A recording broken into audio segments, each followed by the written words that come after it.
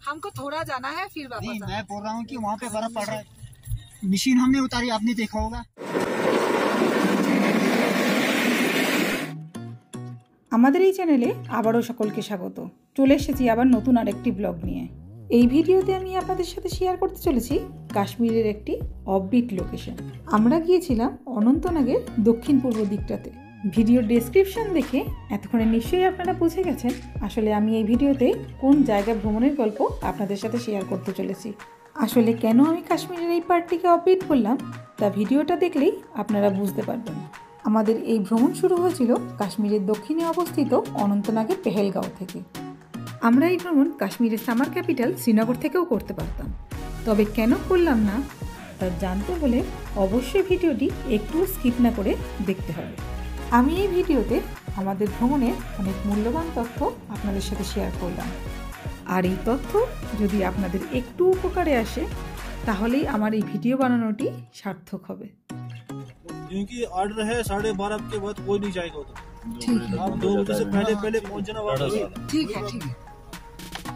देखो गाइड नाम मुदस्सिर बिल्कुल আমরা কোথায় যাব সেটা তুই বল।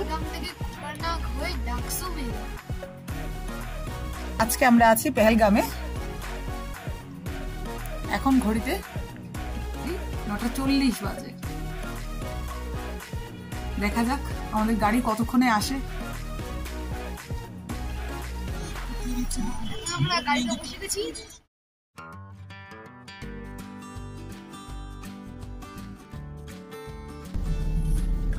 बैसरन के लिए के घोड़ा इधर से लेते हैं? घोड़ा ये था ना, घोड़ा वाला ही ये जो अब आपसे बात कर रहा था। मुझे कह रहा था इनको कहो मौसम आज ठीक है, आज आप मतलब घोड़े पे जाओ। ऐसा बोल रहे हैं। मैंने बोला सुबह जाएंगे, आज नहीं जाएंगे। আমরা পেহেলগাম মার্কেটের ঠিক অপোজিটে হোটেল প্যারাডাইসে ছিলাম। ঘড়িতে সময় সকাল 10:06। গাড়িতে ওঠার আগেই লক্ষ্য করেছিলাম দুজন লোক গাড়ির চালকের সঙ্গে কথা বলছিল। আসলে আগের দিন যখন আমরা হোটেলে চেক ইন করছিলাম তখন ওই দুইজনই ছিল যারা বৈশরণ নিয়ে যাওয়ার কথা বলছিল। যাই হোক, আমাদের উদ্দেশ্য ছিল অন্য গন্তব্যে পৌঁছানো। মনে আনন্দ রেখে সেদিনের যাত্রা শুরু করলাম। কালকে যখন আমরা আসছিলাম পেহেলগাঁওতে তখন এরা সবাই নিচে নামছিল আর এখন আবার সব উপরে উঠছে। এই ঘোড়াগুলোই রোজ বৈশরণের পথে যায়। দিনের শুরুতে শেপার্ডরা তাদেরকে নিয়ে আবারও বৈশরণ যাওয়ার জন্য পর্যটক খুঁজবে বলে পেহেলগাম মার্কেটের দিকে এগোচ্ছে। यहाँ पे लगता है बेस कैंप। রাস্তার ডান দিকে ওই যে সবুজ টিনের ছাউনি দেওয়া ঘরগুলো, ওইখানেই প্রতি বছর অমরনাথ যাত্রীদের বেস ক্যাম্প করা হয়। বলা বাহুল্য, যারা পেহেলগামের চন্দনবাড়ি হয়ে অমরনাথ দর্শনে যান তাদের জন্য পেহেলগামে ঢোকার পর এটাই হলো ফার্স্ট বেস ক্যাম্প।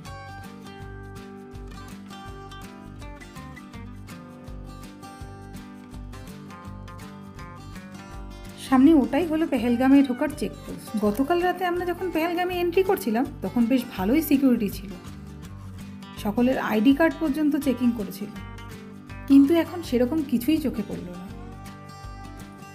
যাত্রাপথের ভিডিওটি অনেক লম্বা হয়ে যাচ্ছে দেখে মাঝখানের অনেকটা পথ আমি বাদ দিয়ে দিলাম। এই পথে আমরা পার করলাম কেপি রোড। এতদিনে সকলেই জানেন জম্মু থেকে শ্রীনগর, যার অপর নাম শ্রীনগর কন্যাকুমারী হাইওয়ে। আসলে আমরা যখন জম্মু থেকে শ্রীনগরের দিকে যাই তখন বানিহাল কোয়াদিকুঞ্জ টানেল পার করার পরেই আমাদের ডান পাশ দিয়ে চলে যায় কেপি রোড, আর এই কেপি রোডই হলো পেহেলগাম পৌঁছানোর একমাত্র রাস্তা। প্রায় 1 ঘন্টা জার্নির পর গাড়ি কেপি রোড ছেড়ে মাটন গোপালপুর রোড ধরল। বাঁ পাশ দিয়ে যে রাস্তাটা চলে গেছে দেখছেন, ওটাই ছিল মাটন পুরানো সান টেম্পেলে যাওয়ার রাস্তা। কিন্তু দুঃখের বিষয়, আমরা যখন যাচ্ছি তখন জানতে পারলাম আজকে সান টেম্পল বন্ধ থাকবে, তাই আর ওই পথে গেলাম না। আমরা সোজা বেরিয়ে যাচ্ছি মাটন গোপালপুর रोड है। ये आचाबल मार्केट है। हाँ, अब हम लेफ्ट साइड से जाएंगे कुकरनाग रोड पे।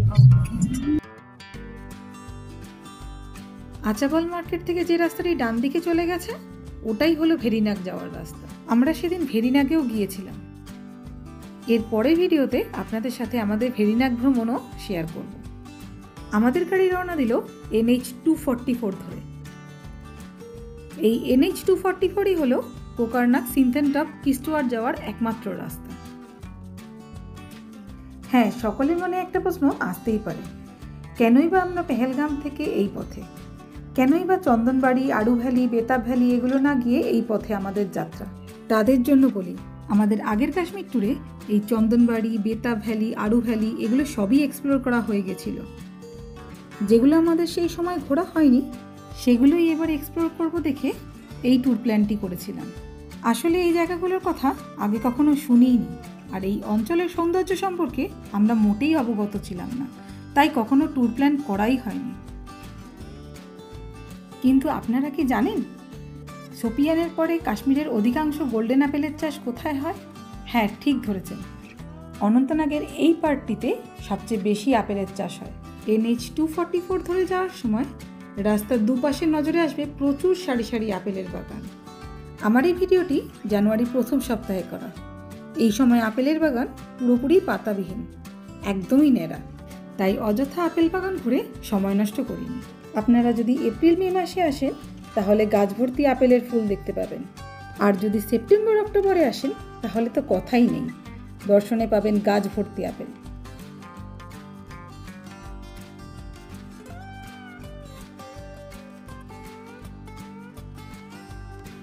আমরা যে গন্তব্যের উদ্দেশ্যে রওনা দিয়েছি সেই সিনথেনটপ থেকে শ্রীনগরের দূরত্ব 130 কিলোমিটার, আর পেহেলগাম থেকে সিনথেনটপের দূরত্ব 110 কিলোমিটার। এই সিনথেনটপ যাওয়ার জন্য আমরা ডাকসুমে এক রাত স্টে করতে পারতাম, তবে আমরা এই ট্যুরটা যেহেতু জানুয়ারিতে করেছিলাম তাই আমাদের গাড়ির ড্রাইভার আগের থেকেই বলে দিয়েছিল যে আমরা যেন ডাকসুমে স্টে না করি।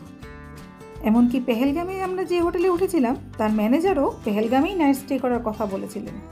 গুগলের ইনফরমেশন অনুযায়ী পেহেলগামের অল্টিটিউড 2740 মিটার আর ডাকসুমের 2440 মিটার। একটা সুন্দর ইনফরমেশন আপনাদেরকে দেই, ব্যাপারটা হলো এই ডাকসুম থেকে পেহেলগামের অ্যালটিটিউড বেশি হলে পরেও প্রতি বছরেই নাকি পেহেলগামে স্নোফলের অনেক আগেই ডাকসুমে স্নোফল শুরু হয়ে যায়। আমাদের এক রাত ডাকসুমে থাকার ইচ্ছা থাকলেও এর জন্যে পেহেলগাম হোটেল প্যারাডাইজের ম্যানেজার আমাদেরকে তাদের ডাকসুমের প্রপার্টিতে স্টে করতে বারণ করেছিলেন। তবে যারা এপ্রিল থেকে অক্টোবরের মধ্যে যাবেন তারা অবশ্যই একটা নাইট ডাকসুমে অবশ্যই স্টে করবেন, খুবই সুন্দর জায়গা। আচাবল থেকে কোকারনাগের দূরত্ব 18 কিলোমিটার আর কোকারনাগ থেকে ডাকসুমের দূরত্ব 14 কিলোমিটার। আমাদের গাড়ি আচাবল থেকে যতই কোকারনাগের দিকে এগোচ্ছে ততই যেন পথের সামনে শোভা বেড়েই চলেছে, সুউচ্চ পাহাড় যেন আরও সুন্দর লাগছিল।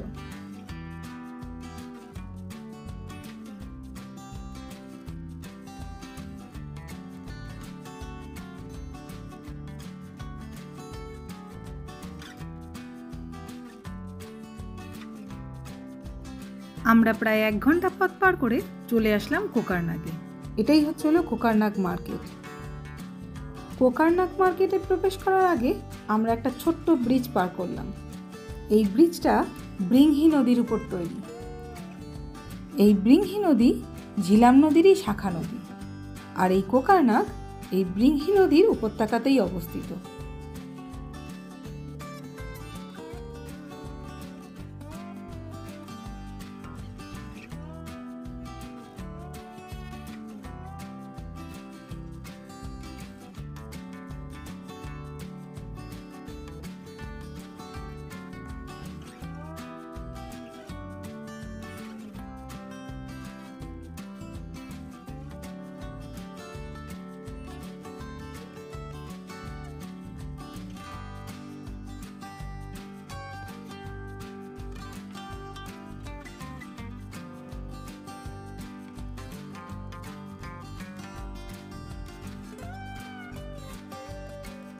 এই ব্রিংহি নদীর সুন্দর জলধারা কোকারনাগ থেকে ডাকসুম পর্যন্ত ন্যাশনাল হাইওয়ে 244 এর বাপাস দিয়ে খুব সুন্দরভাবে বয়ে চলেছে।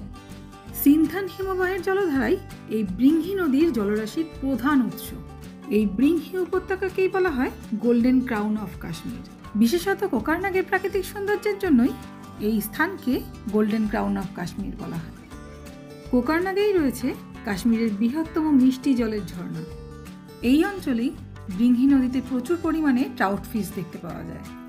তাছাড়াও এখানে প্রচুর পরিমাণে ট্রাউট ফিশের ফার্মও দেখতে পাওয়া যায়।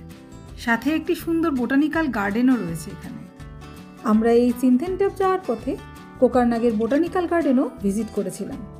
সাথে ভিজিট করেছিলাম একটি ট্রাউট ফিশের ফার্মও। তবে ট্রাউট ফিশের ফার্মে ফটো তোলা মোটেই অ্যালাউড ছিল না। এই কোকারনাগের বোটানিক্যাল গার্ডেন নিয়ে অন্য আরেকটি ভিডিও বানাবো। এই ভিডিওতে শুধু আমি আমাদের সিনথেনটপ ভ্রমণটাই শেয়ার করেছি আপনাদের সাথে।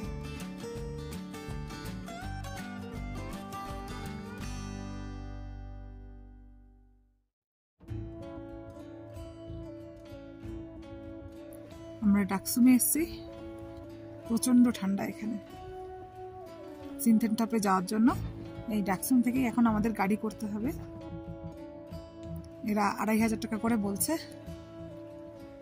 দেখা যাক কততে ঠিক হয়। ঘড়িতে সময় 11:30। আমরা গিয়ে পৌঁছেছিলাম ডাকসুমে। এখান থেকে সিনথেনটপের দূরত্ব এখনও 31 কিলোমিটার। বেলা 12টার পর কোনো ট্যুরিস্ট গাড়িকেই সিনথেনটপের জন্য ছাড়া হয় না। এই এখানকার লোকাল গাড়ি আমাদেরকে সিনথেনটপ ঘুরিয়ে আবার ডাকসুমে নিয়ে আসবে, তার জন্য আমাদের খরচা পড়েছিল 2000 টাকা। তবে যেগুলি এখানকার লোকাল প্যাসেঞ্জার নিয়ে যাতায়াত করে তাদেরকেই একমাত্র যেতে দেওয়া হয়, বা বলতে পারেন তাদের গাড়িগুলোই একমাত্র ছাড়া হয়। এর একমাত্র কারণ এই গাড়িগুলো সেদিন আর ফেরে না। সেই গাড়িগুলো ডাকসুমের চেকপোস্ট থেকে সাইন করিয়ে সোজা চলে যায় কিস্তোয়ার। এই কথাটা আমরা আগের থেকেই জানতাম। আমাদের গাড়ির ড্রাইভার আমাদেরকে আগের থেকেই বলে দিয়েছিল।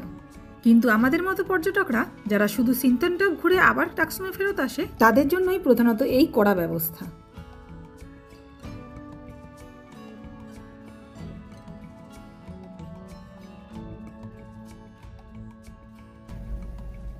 Assalamualaikum. Tahu sana. Hey Ustaz. Dora itu utama. क्या माना है? उनका से एंट्री इन क्लास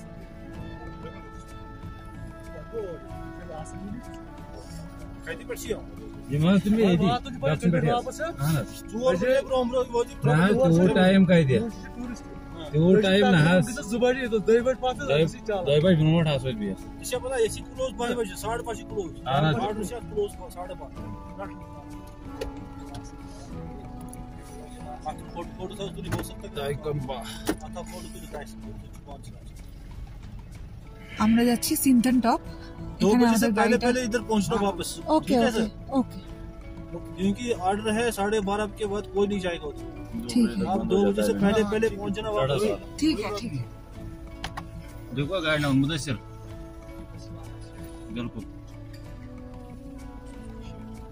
जुर्मान कैसे सवारी जी करे Naz भाई बात होता है. Naz बिल्कुल. ये क्या देसी है? हवा. Zaynep no? ये जुत्तू सुगे चोर. तेरा बेड तो लापड़ा. छोड़ा.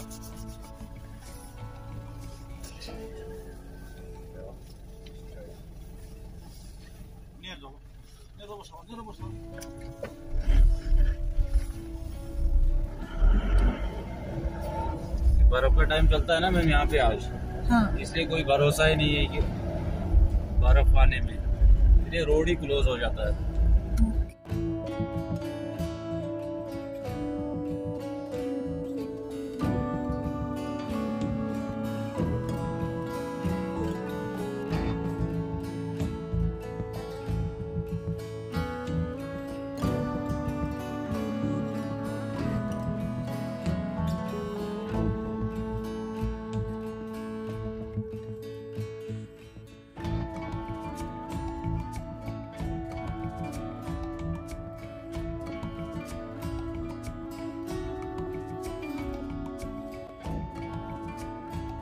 সেদিন এখানকার চেকপোস্ট পার করার পর আমরা একটা জিনিস খুব ভালো করেই বুঝতে পেরেছিলাম যে এখানকার নিরাপত্তা ব্যবস্থা খুবই কড়া।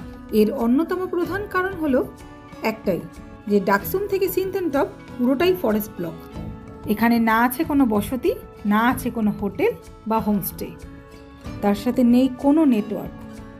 বিএসএনএল, জিও, এয়ারটেলের মতো কোম্পানিগুলোর নেটওয়ার্কও যেন মনে হয় এখানে মূল্যহীন। সারাদিনে কটি গাড়ি উপরে উঠছে তার কন্টিনিউ হিসাব রেখে যাচ্ছে বিএসএফ জওয়ান। পর্যটকদের গাড়িগুলো সিনথেনটপে উঠলে তা ফেরত না আসা পর্যন্ত ওনাদের ডিউটি অব্যাহত থাকে। প্রধানত এর জন্যই এত কড়া ব্যবস্থা। এই যে ডাকসুম থেকে সিনথেনটপ পর্যন্ত 30 কিলোমিটার রাস্তা আপনি যাচ্ছেন আপনার নিজের দায়িত্বে। সেটা তারা চেকপোস্টে যখন আপনার পরিচয়পত্র জমা রাখছে তখন একেবারে বলেই দেয়। একদম নির্ঝুম ঘুমন্ত দুর্দান্ত ভয়ানক পাহাড়ি পথ এই ডাকসুম থেকে সিনথেনটপ যাওয়ার পথ। না গেলে, না নিজের চোখে না দেখলে বুঝতেই পারবেন না। আমরা এর আগে লাদাখ স্পিতি ট্যুর করেছি, অতি ভয়ঙ্কর রাস্তার অভিজ্ঞতা সংগ্রহ করেছি। তবুও বলছি, যেহেতু এটা একেবারেই জনবিহীন এলাকা, তার উপরে কোনো নেটওয়ার্ক নেই, সেই কারণে কোনো রকম অসুবিধার সম্মুখীন হলে যোগাযোগের মাধ্যমও থাকছে টোটালি বন্ধ। এর সাথে রয়েছে স্টিপ গিরিখাত। এগুলো এক অন্য অভিজ্ঞতার সম্মুখীন আপনাকে করাবে এই সিনথেনটপ ভ্রমণ।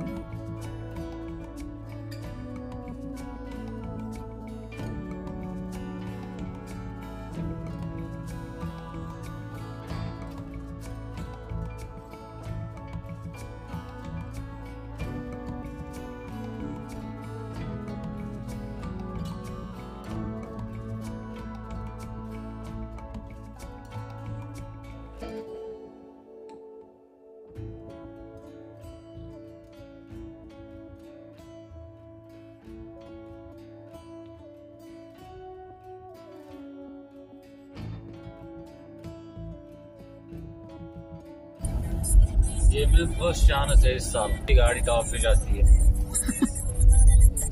अक्टूबर में ये क्लोज होता था ये। हमने भी सोचा था कि हम नहीं जा पाएंगे, लेकिन इधर आके सुना के इधर अभी भी खुला है। इधर जो डक्सुम में एक होटल हमने पहले देखा था, उनसे हमारी बात हुई थी, उन्होंने भी ऐसा ही बोला था कि आप जा नहीं पाएगी ऐसे। इस साल ये खुला रखा है ये रोड, वरना हर साल ये लगभग अक्टूबर में ही क्लोज हो जाता है, बर्फ गिर जाता है अक्टूबर में। हाँ, उन्होंने भी ऐसा ही बोला। इस साल गवर्नमेंट के आर्डर से इनको खुला रखना रोड, तब जाके लगी है सभी इस रोड पे। हम आज पहलगांव से आए हैं। पहलगांव का होटल वाला भी ऐसा ही बोल रहा था कि आप डक्सुम तक तो जाइए, सिनथेनटप खुला है क्या, ये बोल रहे थे।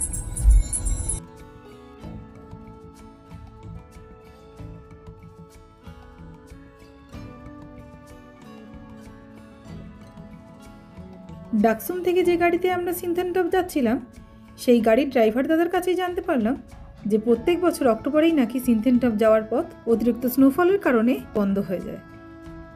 পথে যেতে যেতে জানি না কেন নিজেদেরকে খুব লাকি মনে হচ্ছিল।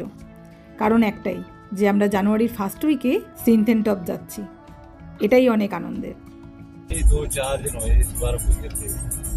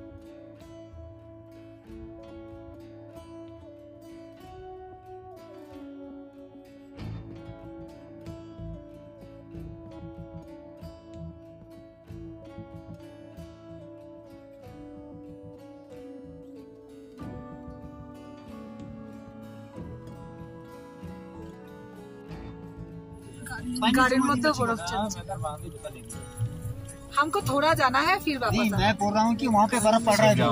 ठीक है मशीन हमने उतारी, आपने देखा होगा, हाँ वो हाँ टापे थी, ठीक। बर्फ ऐसी पड़ रही है वहाँ पे नहीं, कि हम ज्यादा दिन हमने नहीं ये रुकेंगे। टाटा मोबाइल जो है ना, ये हम टाटा ज्यादा मोबाइल दिन नहीं रुकेंगे, ज्यादा भी नहीं जाएंगे, हम फिर वापस आएंगे। वापस पे हम पड़ोसन के, हमें पुलिस का भी आर्मी वाले का भी ख्याल रखना पड़ता है कि वो फिर बाद में हमें ही बोल देते हैं कि आप ही छोड़ हो, क्योंकि यहाँ पे एक्सीडेंट हुआ है पहले भी, वो सारे मर गए। ओके इसलिए हम की बोल रहे हैं कि अपनी अगर अपनी जिम्मेवारी लोगे तो हम यहाँ भी चले जाएंगे।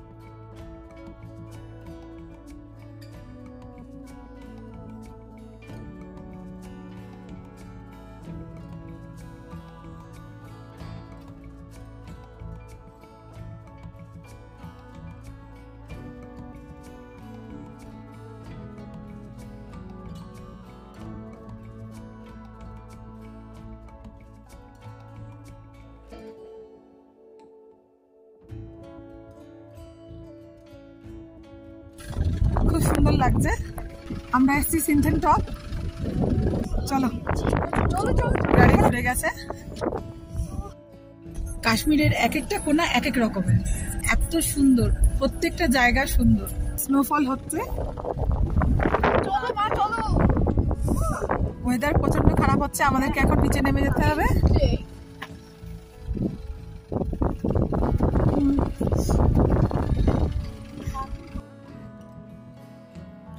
ডাকসুম থেকে গাড়ি নিয়ে যখন আমরা সিনথেন টপের দিকে রওনা দিয়েছিলাম তখন মনে মনে খুবই আনন্দ হচ্ছিল, কিন্তু পথে যেতে যেতেই শুরু হয়েছিল প্রচণ্ড স্নোফল। অনেক রিকোয়েস্ট করার পরই আমাদের গাড়ি টপের জন্য ছাড়া হয়েছিল।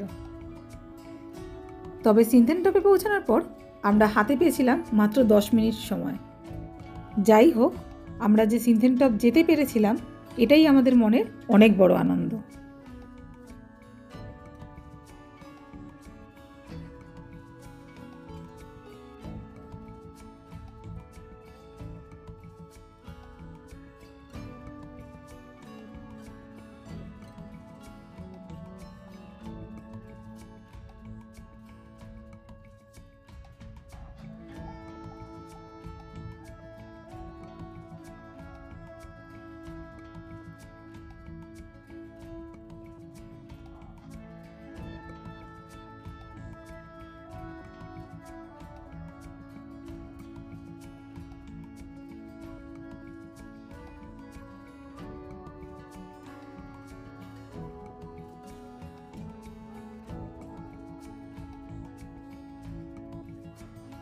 আজকের ভিডিও এই পর্যন্তই।